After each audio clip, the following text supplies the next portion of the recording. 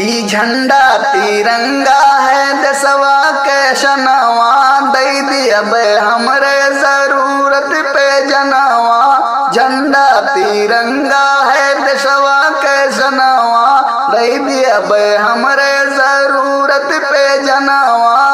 खाई थन हमरे सब भारत के धनवा, पैदा करा जाते धरती से धनवा।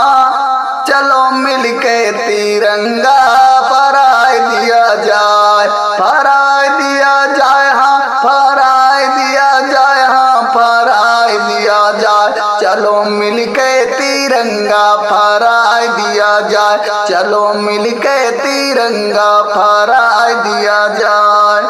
हमरन के भारत सबसे है प्यारा, आपस में हमरन के है भाईचारा।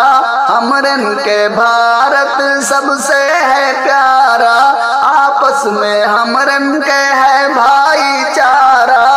भारत के धरती उगलत ही सुहाना, केहू के नजरिया लागे न टुआना। चलो मिलके तिरंगा फहराए दिया जाए, फहराए दिया जाए, हाँ फहराए दिया जाए, हाँ फहराए दिया जाए। चलो मिलके तिरंगा फहराए दिया जाए, चलो मिलके तिरंगा फहराए दिया जाए। जब हमरे बचपन में झंडा उठाई, लेके ऊ झंडा गौवा में जाई। जब हमरे बचपन में झंडा उठाई, लेके ऊ झंडा गौवा में जाई। पढ़ा जाए हमरे सब कौमी तरनवा, आई ना वापस ऊ बीता ज़मानवा।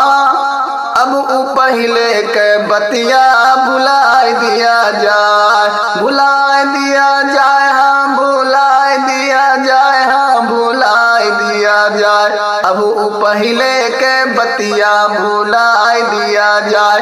चलो मिलके तिरंगा लहराए दिया जाए, चलो मिलके तिरंगा फहराए दिया जाए, चलो मिलके तिरंगा फहराए दिया जाए। सर जी का है एक हफ्ता के पहले, झंडा बनाओ तुम खेलो न लड़के। सर जी का है एक हफ्ता के पहले, झंडा बनाओ तुम खेलो न लड़के। कागज क्यों हियर तो क्यों हियर डंडा, क्यों लावे लगी क्यों बासे के डंडा। अब ऊ पहले के बतिया भुलाए दिया जाए, भुलाए दिया जाए, हाँ भुलाए दिया जाए, हाँ भुलाए दिया जाए। चलो मिलके तिरंगा फहराए दिया जाए, चलो मिलके तिरंगा फहराए दिया जाए। 15 अगस्त के दिन याद आवे, मारे खुशी के निदिया ना आवे। 15 अगस्त के दिन याद आवे, मारे खुशी के निदिया ना आवे। कोटिया परसपुर जमुना मझौआ, झंडा लिए घूमा जाए कुल गौआ। अब पहले के बतिया भुलाए दिया जाए, भुलाए दिया जाए, हाँ भुलाए दिया जाए, हाँ भुलाए दिया जाए। चलो मिलके तिरंगा फहराए दिया जाए, चलो मिलके तिरंगा फहराए दिया जाए। हमरे जैसे पहुँची अपने मदरसम, बोरवा बिछाए बैठी ओ सरवम।